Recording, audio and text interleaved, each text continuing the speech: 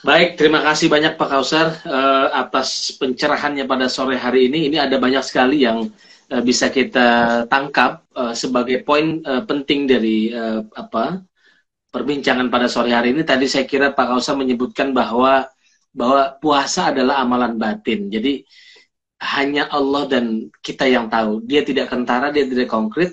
Yang tahu adalah kita berdua dengan antara hamba dengan Tuhannya. Ya, itu menjadikan puasa itu menjadi ibadah yang khas sekali.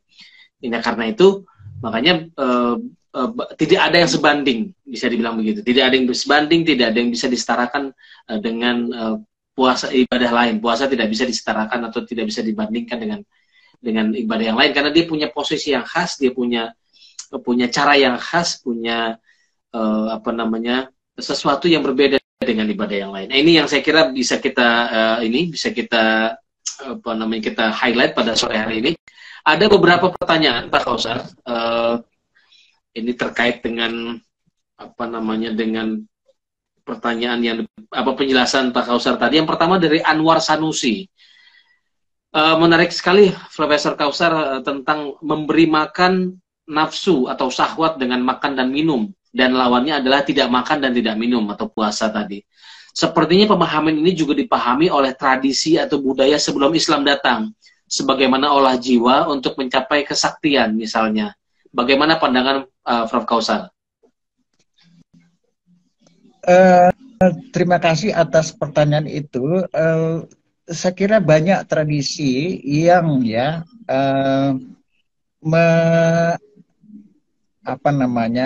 mengajarkan puasa itu. Jadi puasa itu macam-macam ya. Ada puasa religius, ada puasa untuk ya itu tergantung juga ya. Ada yang untuk kesehatan tetapi yang paling penting adalah puasa religius dan puasa spiritual yang memang tujuannya untuk mengendalikan diri, menahan diri agar kita bisa mencapai, tentu saja kalau dalam Islam mencapai kedudukan yang tinggi dan mencapai takwa ya.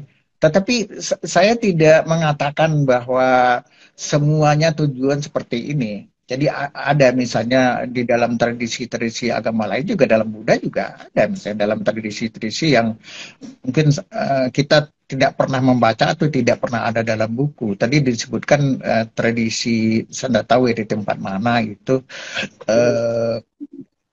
Jadi puasa itu jangan diartikan persis seperti yang kita lakukan di dalam Islam. Menahan diri itu bisa macam-macam. Ya, menahan diri dari makan dan minum, menahan diri dari tidak berpuasa itu juga puasa.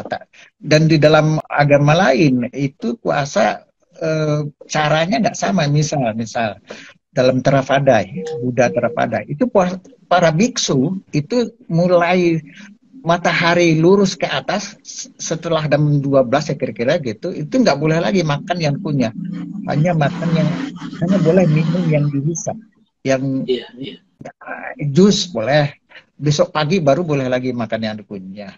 Nggak boleh nikah, nggak boleh hubungan seksual, nggak boleh. Mereka juga menghindari hiburan, itu juga puasa. Saya tanya kenapa sih nggak mau meninggalkan hiburan? Jawabnya begini, bukan hiburan itu sendiri yang haram, dikhawatirkan ketika kita mengikuti hiburan, kita akan terlena dengan hiburan itu karena sehingga lupa dengan tujuan, gitulah, sama aja. Jadi kita terlena dengan itu sehingga lupa Tuhan. Misalnya hiburan atau apapun yang dinikmati itu bisa membuat kita terlena sehingga kita lupa kepada Tuhan itu. Jadi saya kira benar juga kalau ada tradisi di dalam suku bangsa atau bangsa tertentu ya untuk tahan diri untuk mencapai tingkat spiritual, dan ini sangat erat dengan psikologi, maka ada psikologi sufi. Jadi jangan samakan dengan psikologi sekuler ya. Jadi ya. Saya kira itu jawabannya mungkin tidak memuaskan ya. semoga menjawab tadi ya, Mas Anwar Sanusi, semoga menjawab pandangan tadi soal olah batin atau olah jiwa tadi. Nah, ini berikutnya dari Pak Sulhan Askandar. Ini apa penjelasan dari memalingkan hati dari Allah tadi yang sampaikan itu? Sebenarnya tadi sudah dijelaskan sedikit ya. Jadi memalingkan hati dari Tuhan itu tidak hanya yang haram, tetapi juga yang dihalalkan.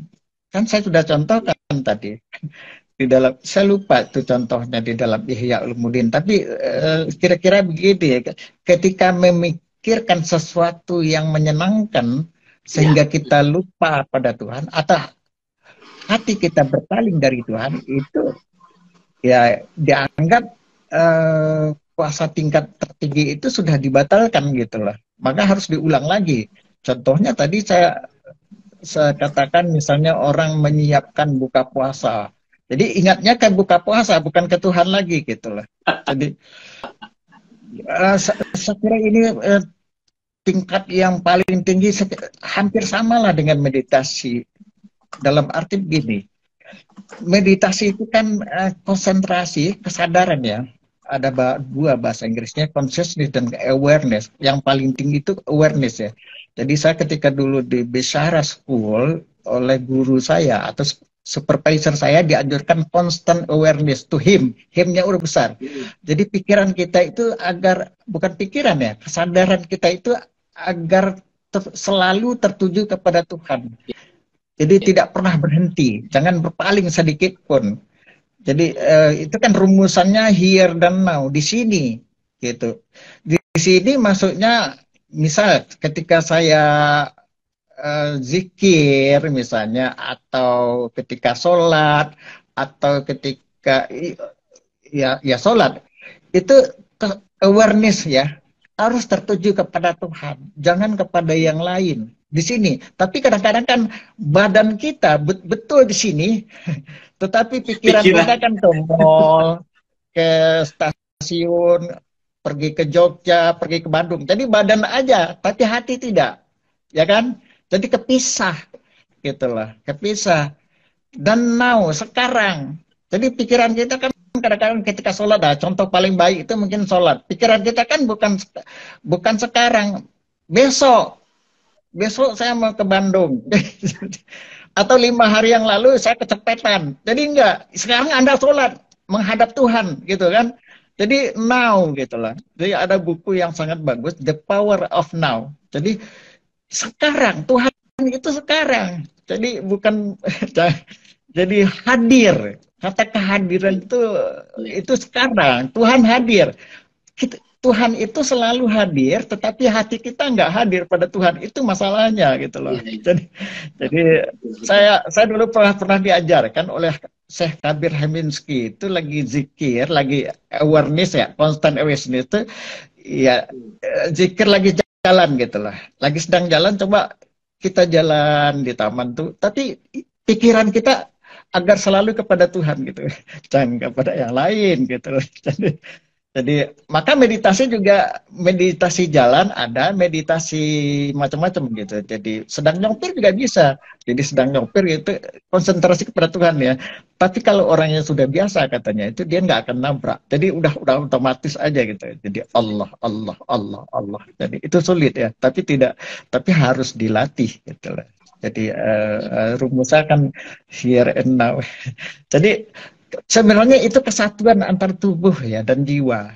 Jadi kadang-kadang tuh yang sholat ya kan tubuh aja yang sholat, hatinya enggak, pikirannya enggak. Iya Pak Kausar, ini kebiasaan orang-orang awam seperti ya saya, mungkin banyak teman-teman di sini juga memang sama. Tadi sampaikan Pak Kausar, mengarahkan seluruh kesadaran kita kepada Allah, pada Tuhan gitu kan. Itu sesuatu yang nggak gampang karena itu kan berimplikasi kepada yang kita sebut sebagai takwa tadi. Kalau Muhammad Asad misalnya, yang dia sebut sebagai orang muttaqin atau orang yang bertakwa, itu adalah orang yang kesadarannya sepenuhnya terarah kepada Tuhan. Nah, seperti yang sampaikan Pak Kausar tadi, bagaimana kita berusaha menghindarkan apa-apa yang memalingkan diri kita dari Tuhan, kepada Tuhan, itu kan usaha yang sangat tinggi ya, saya kira tadi. Dan nggak mudah, tapi perlu riyadhah, perlu apa ya, perlu latihan. Iya, perlu latihan. Semua sama. Saya juga. Lagi, emang godaan itu sangat kuat. Misalnya Allahu Iya. Akbar.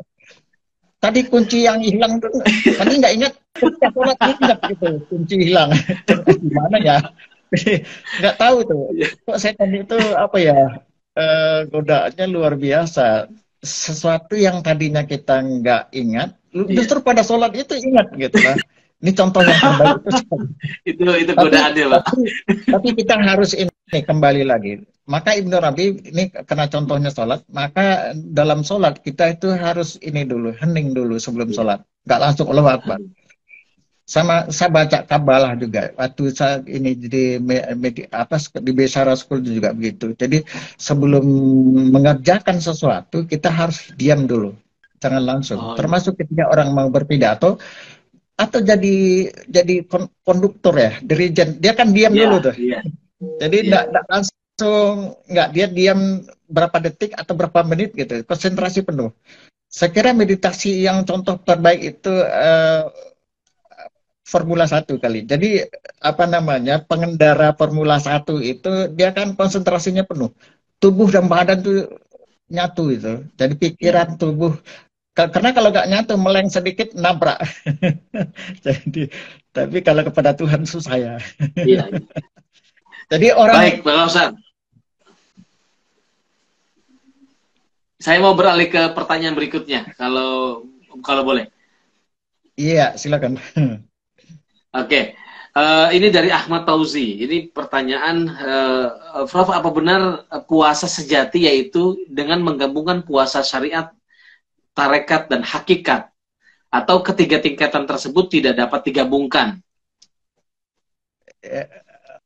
Justru menurut para sufi, sejauh yang saya ketahui, ketiganya bahkan 4 itu tidak bisa dipisahkan. Jadi kan ada tuh 3 serangkai atau 4 serangkai, syariat, tarekat, ya syariah, thariqah ya. Terus yang terakhir hakikat. Tapi ada yang menambah satu lagi, yaitu makrifat ya. Jadi orang tidak akan sampai kepada tingkat yang lebih tinggi kalau yang di bawahnya itu belum dijalani, belum dijalankan. Misalnya tingkat syariat, ya itu perlu. Ya sama aja puasa kan begitu juga. Ya masa kita makan dan minum kan bisa makan nasi, makan buah-buahan itu kan fisik. Ya kan, tapi kalau itu tidak dijalankan ya nggak bisa. Karena itu terkait dengan yang di atasnya. Betul. Justru itu pengendalian diri pada tingkat yang paling bawah, gitu loh. Jadi tingkat tarekat itu tidak bisa tercapai kecuali dengan menjalankan syariat. Begitu juga tingkat di atasnya lagi. Hakikat tidak mungkin kecuali setelah melalui ya syariat dan tarekat.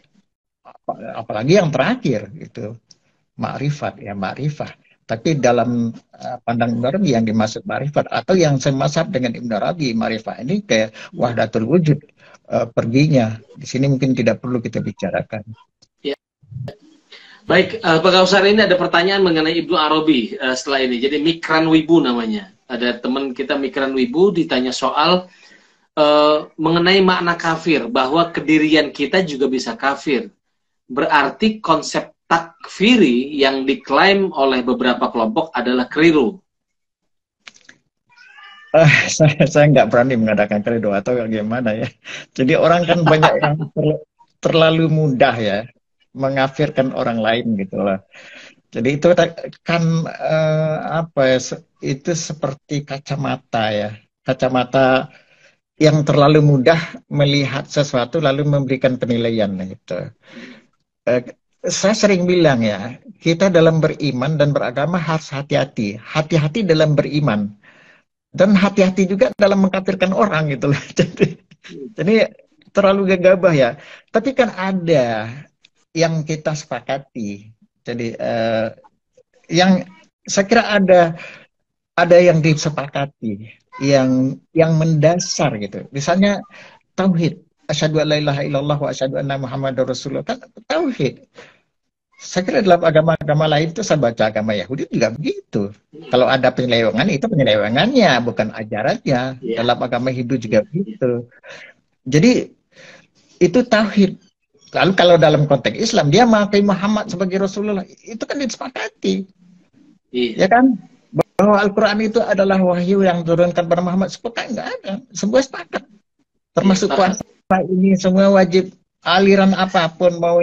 Tapi kok ada sekelompok orang yang suka ngafir-ngafirin orang, itu kan padahal yang wajib ini sama, yang udah detail-detailnya. Prinsip, ya, Ya, betul. Yang prinsip sama semua. saya masih ingat Syed Hussein Nasr mengatakan bahwa ada titik temu, meskipun dia seorang Syiah ya, tapi saya setuju dalam hal ini ya, bukan dalam soal imamah. Dia pernah bilang bahwa dalam Islam memang banyak aliran-aliran mazhab-mazhab, tetapi ada titik temu. Titik temunya itu adalah tauhid dan apa namanya, wahyu Qur'ani. Bahkan kalau saya bilang percaya kepada Allah atau iman kepada Allah itu udah mencakup kepada yang lain. Kenapa?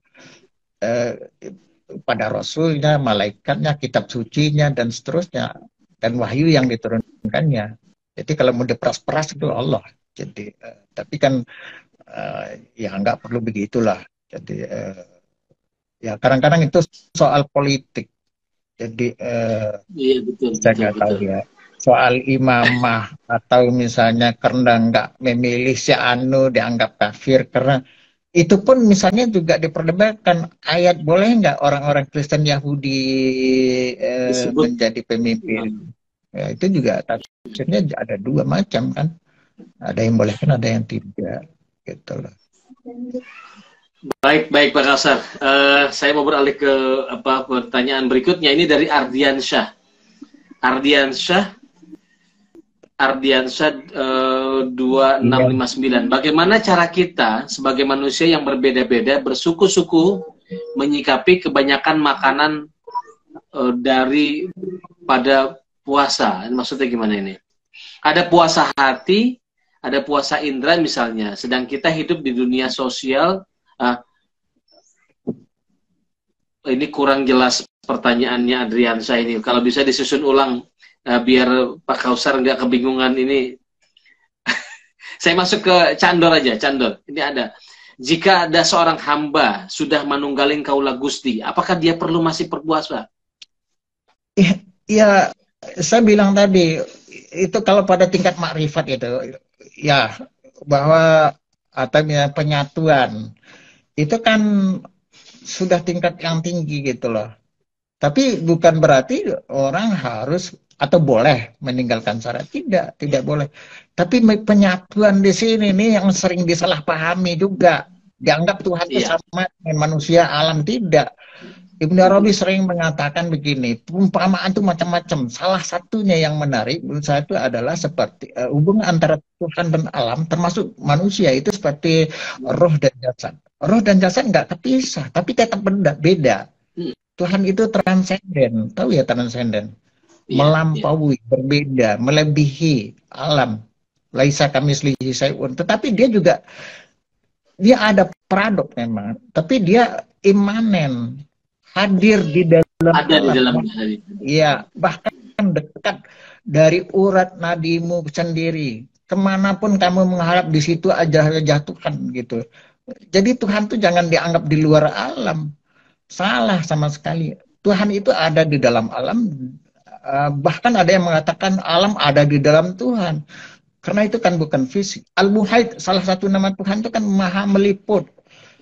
Ada lagi misalnya bahasa Inggris, Tuhan, God is infinite. Infinite itu tidak terbatas. Apa yang dimaksud tidak terbatas? Bukan dalam arti matematik, ya, matematis. Tidak terbatas maksudnya tidak ada sesuatu pun yang di luarnya, ya. Kalau ada di luar dirinya berarti dia terbatas, ya kan? Tapi jangan diartikan fisik, ya. Jadi Tuhan tetap berbeda. Jadi ini jadi memahami paradok-paradok ini sering susah gitu loh. Jadi zahir batin, imanen, transenden, awal akhir. Masa Tuhan awal padahal dia juga akhir? Apa yang maksud? Iya. Dia awal segala sesuatu, sumber segala sesuatu, asal segala sesuatu, tapi juga Iya. akhir. Akhir itu segala sesuatu kembali kepada Tuhan, bertujuan kepada Tuhan, berakhir pada Tuhan. Oke. Nggak bisa misalnya Pak Rozi datang yang terawal, tapi juga yang datang yang terakhir, nggak bisa. Ya kan? Nggak bisa kan? Itu hanya mungkin ya, betul. Iya. Jadi kalau logikanya, tapi kalau yang dimaksud awal dan akhir. Jadi transenden imanen, berbeda dan sama gitu. Jadi berbeda dan sama. Maka Ibnu Arabi sering menggunakan apa namanya semboyan atau ungkapan huwa la huwa. Jadi alam ini kan cermin Tuhan kan. Jadi Iya. kalau dikatakan Tuhan berbeda dengan alam tetapi sama gitu. Kenapa berbeda? Karena Tuhan ya Tuhan.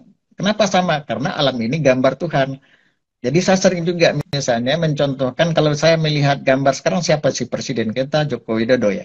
Kalau saya lihat fotonya tergantung di dinding itu Joko Widodo tapi bukan Joko Widodo ya kan.